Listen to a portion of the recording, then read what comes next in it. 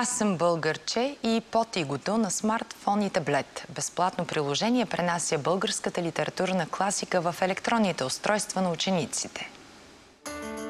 Тая прохладна майска вечер чорбаджи Марко, гологлав, по халат, вечеряше с челядта си на двора.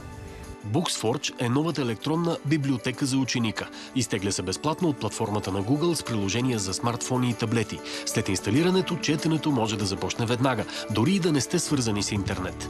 50 книжки са качени до момента, като сме наблегнали на ученическата литература. Напишете ли Алеко, Елин Пелин, Байганю, излизат веднага и може да го свалите и да го четете по всяко време. Създателите на приложението се надяват безплатният и по-лесен достъп да привлече учениците, а и техните родители към литературната ни класика. Читателят може да публикува в социалните мрежи цитати от творбите или гордо да споделя, например, сегачата история славяно-българска. Изваждаш си в джоба през междучасието и се запознаеш с моята молитва. И след малко си в час я знаеш, прочел си я. Скоро приложението ще бъде допълнено с още произведения, а сънародниците ни в чужбина също ще могат да си припомнят златните страници от литературното ни наследство. За BTV новините, Борислав Лазаров.